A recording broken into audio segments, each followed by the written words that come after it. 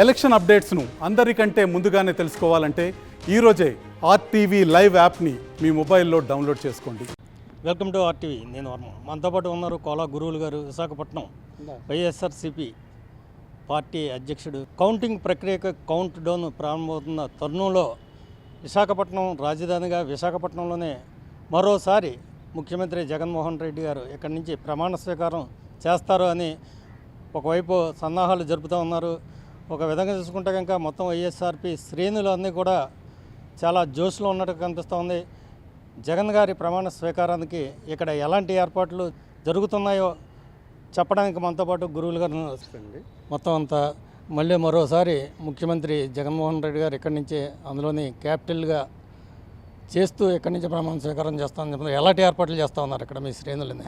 అంటే వైఎస్ఆర్ కాంగ్రెస్ పార్టీ జగన్మోహన్ రెడ్డి గారు విశాఖపట్నం ఓ జిల్లా అధ్యక్షుడిగా నాకు ఇచ్చిన బాధ్యతల ప్రకారంగా విశాఖపట్నం ప్రజలందరూ కూడా జగన్మోహన్ రెడ్డి గారికి పట్టం కట్టడానికి సిద్ధంగా చేశారని ఈ మొన్న ఎలక్షన్లో మరి జరిగిన ఈ దీంట్లో మరి కంపల్సరీగా జగన్మోహన్ రెడ్డి గారు ముఖ్యమంత్రి అవుతూ విశాఖపట్నానికి మరి ఆయన మరి ఇక్కడి నుండే పరిపాలన రాజధానిగా చేయాలని ఒక ఆలోచన మీద మరి అన్నారు.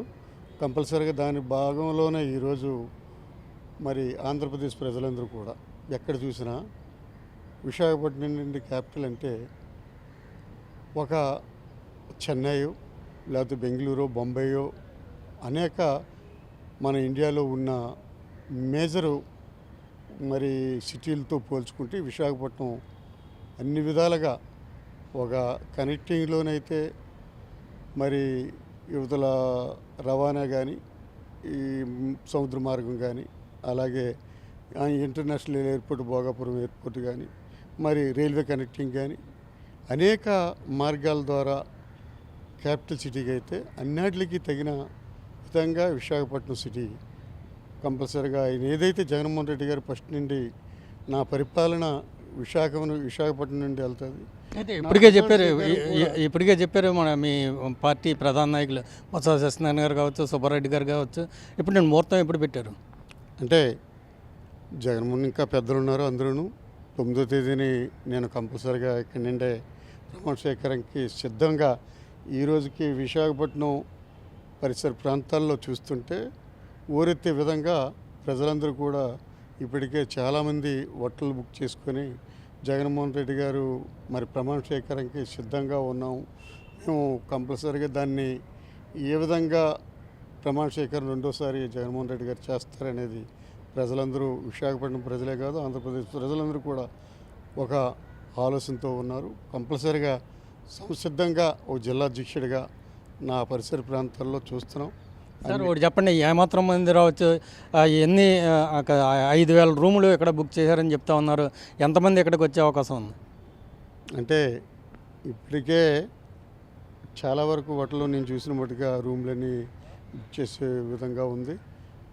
కాకపోతే మరి గతంలో 2019లో జగన్మోహన్ రెడ్డి గారు విజయవాడలో చేసిన ప్రమాణ స్వీకారం కంటే గొప్పగా ఉండే విధంగా ఈరోజు ఒక జిల్లా అధ్యక్షుడు కానీ ఈ ఆంధ్రప్రదేశ్ ప్రజలో ఉండే విశాఖపట్నం జిల్లాలో ఉన్న మంత్రులు కానీ అదేవిధంగా మరి దగ్గర మరి ఉత్తరాంధ్ర జిల్లాలో ఉన్న మంత్రులు కానీ కంపల్సరీగా పెద్ద ఎత్తున తలదన్నే విధంగా ఎవరు చెయ్యలేని విధంగా మన స్వాతంత్రం వచ్చిన కానివ్వండి ఈరోజు వరకు ఏ ముఖ్యమంత్రి చేయలేని విధంగా విశాఖపట్నంలో అంత పెద్ద ఎత్తున సమీకరణలు చేస్తూ మంచి మెసేజ్ వెళ్ళే విధంగా ఆంధ్రప్రదేశ్ ప్రజలకి అంటే గతంలో జగన్మోహన్ రెడ్డి గారు 2019కి ముందు పాదయాత్ర చేసి ఏవేవైతే చెప్పారో చెప్పినవే చేస్తూ చెప్పలేనివి చేస్తూ ఈరోజు అభివృద్ధి అంటే ఇలా ఉంటుంది అనే విధంగా అంటే నేను చూసిన మట్టుగా ఈరోజు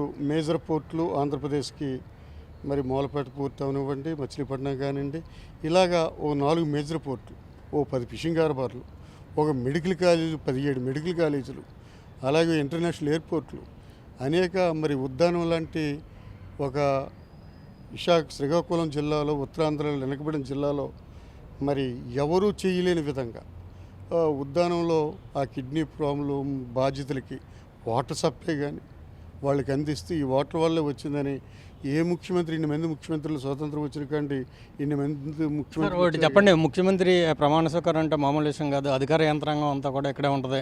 అధికార యంత్రాంగాన్ని పక్కన పెడితే పార్టీ పరంగా అందులోనే క్యాపిటల్ రీజన్ పార్టీ ప్రెసిడెంట్ మామూలు చిన్న హోదా కాదు. మీ పార్టీ తరఫున ఎలాంటి సన్నాహాలు చేస్తూ ఉన్నారు? అన్ని విధాలుగా అంటే నేను ఇందాకే మీకు చెప్పాను, విశాఖపట్నంలో మరి ఆయన ముఖ్యమంత్రిగా ప్రమాణ స్వీకారం రెండోసారి చేసేటప్పటికి ఈ అన్ని జిల్లాల్లో తలదనే విధంగా ఈరోజు ఆంధ్రప్రదేశ్ కాదు భారతదేశంలో ఏ ముఖ్యమంత్రి చేయలేని విధంగా ఈరోజు విశాఖపట్నం కీర్తించే విధంగా ఆయన విశాఖపట్నం ప్రజలు కోరుకునే విధంగా అంటే పెద్ద ఎత్తున సన్నాహాలు చేస్తూ మరి జనాలు ఎంతమంది వస్తారనేది అప్పుడు చూసిన తర్వాత మీరు చెప్పే విధంగా మీడియా ద్వారా మీ అందరూ చూస్తారు కనుక ఇప్పుడేదో మేము గొప్పగా చెప్పడం కాదు, ఆయన చెప్పిందే చేస్తాడు, చేసిందే చెప్తాడు. సార్ ఫైనల్గా ఒకటి చెప్పండి, మీరు ఇక్కడ ప్రమాణ స్వీకారానికి ఇవన్నీ ఏర్పాట్లు చేస్తున్నారు, కానీ మీ ప్రత్యర్థి పార్టీలు ఏవైతే ఉన్నాయో 3 పార్టీలు కూడా మేమే గెలుస్తాం, ఇదేదో మైండ్ గేమ్ అంతే తప్ప ఇక్కడ ఎలాంటి ఏర్పాట్లు చేయట్లేదని చెప్తూ ఉంటారు వాళ్ళు. వాళ్ళు ఎందుకు గెలుస్తారనేది అంటాను నేను.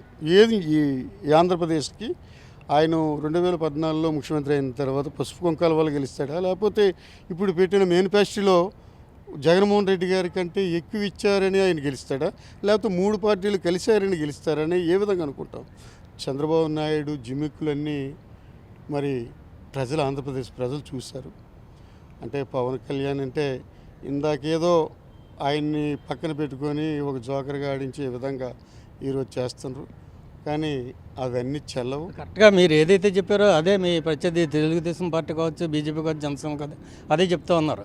అప్పుడు మేము అలాగే లాస్ట్ టైం పసుపు కుంకులు ఇచ్చాము కాబట్టి మహిళలంతా వచ్చారు, మాకే ఓటేసుకున్నారు, ఓడిపోయాం. అదే పరిస్థితి ఇప్పుడు వాళ్ళు కూడా అదే చెప్పుకుంటూ ఉన్నారని చెప్తున్నారు. దీనికి ఏమంటారు మీరు? అంటే అమ్మఒడి అనేది పెట్టేది ఈరోజు అంటే జగన్మోహన్ రెడ్డి స్వార్థం కోసం పెట్టాడా, ఆంధ్రప్రదేశ్ ప్రజలు పిల్లల కోసం పెట్టాడా? నాడు నీడు అన్నారు. నాడు నీడు అంటే ఈ ఆంధ్రప్రదేశ్లో ఈ రాష్ట్రంలో కనీసం ఒక ఉన్నతమైన స్థాయికి వెళ్ళాలి విశాఖపట్నం నుండి ఆంధ్రప్రదేశ్ ప్రజలు వెళ్ళాలంటే ఓ చదువు వల్లే వెళ్ళగలమనే ఒక చదువు నాడు నేడు ముందు చూసాం, ఇప్పుడు చూసాం. అలాగే అమ్మఒడి చూసాం ఆ పిల్లలు చదివించడానికి. అనేక రకాల అంటే ఆయన సంక్షేమం ఒక పక్క, అభివృద్ధి ఒక పక్క. అంటే జగన్మోహన్ రెడ్డి గారి పరిపాలన నచ్చే చేశారని ఆంధ్రప్రదేశ్ ప్రజలు మేము ఎన్ని పార్టీలు కలిసి వచ్చినా మాకు ఓటేయకుండా జగన్మోహన్ రెడ్డి గారికి వేశారంటే ఆయన అభివృద్ధి, ఆయన సంక్షేమం గురిండే ప్రజలందరూ పట్టం కట్టారు. రెండోసారి పట్టం కట్టి చేస్తే మూడోసారి నాకు ఓటేయండి అని జగన్మోహన్ రెడ్డి గారు అడగకుండా ఆంధ్రప్రదేశ్ ప్రజలందరూ ఆయన పరిపాలన చూసే ఓటేస్తారు. ఈ విధంగా మళ్ళీ మాకు ఓటేయండి నేను అభివృద్ధి చేశాను అనేది జగన్మోహన్ రెడ్డి గారు అడగరు. మరి 2024 నుండి 2029 వరకు పరిపాలన చూస్తారు ప్రజలు. పరిపాలన చూసి ఇలాంటి ముఖ్యమంత్రికి వేయాలని మళ్ళీ జగన్మోహన్ రెడ్డి గారికి మళ్ళీ 2029 నుండి కూడా ఆయనకే పట్టం కడతారని ఈ సందర్భంగా మీడియా ద్వారా విశాఖపట్నం మరి పరిసర ప్రాంతాలను నేను చూశాను కనుక ఈ మరి అక్కడ ఉండే మహిళలందరూ వాళ్ళు వాడే భాష, వాడే మాటలు కూడా జగన్మోహన్ రెడ్డి గారికి ఈసారి మళ్ళీ పట్టం కడతామని చేశాము. మళ్ళీ పట్టం కడతాం బాబు అని చెప్పేసి ఆయన అభివృద్ధి, సంక్షేమం 2 కళ్ళుగా వెళ్ళారు కనుక కంపల్సరిగా ఈసారి జగన్మోహన్ రెడ్డి గారు ముఖ్యమంత్రి అవుతారు. మరి పవన్ కళ్యాణ్ కానీ, చంద్రబాబు నాయుడు కానీ, లోకేష్ కానీ, బీజేపీ కానీ ఇవన్నీ కలిసినా వీళ్ళ మాటలన్నీ సాగనివ్వరని మరి ఆంధ్రప్రదేశ్ ప్రజలు. సో ఒకటే చెప్తా ఉన్నారు కోలా గురువులు గారు, జూన్ 9వ తేదీన విశాఖ కేంద్రంగా, విశాఖ రాజధానిగా ముఖ్యమంత్రి మళ్ళీ రెండోసారి ప్రమాణ స్వీకారం చేస్తారు. ఆ అంగరంగ వైభవంగా జరిగే ఆ కార్యక్రమాన్ని చూసి మా ప్రత్యర్థి పార్టీలు ఏవైతే ఉన్నాయో వాళ్ళంతా కుళ్ళు ఏడుస్తారు అన్నట్టుగా చెప్తూ ఉన్నారు. వర్మ, RTV, విశాఖపట్నం. మరిన్ని వీడియోస్ కోసం ఛానల్ ని సబ్స్క్రైబ్ చేయండి. లేటెస్ట్ అప్డేట్స్ కోసం వాట్సాప్ ఛానల్ ని ఫాలో చేయండి. అండ్ లింక్ డిస్క్రిప్షన్ లో ఉంది.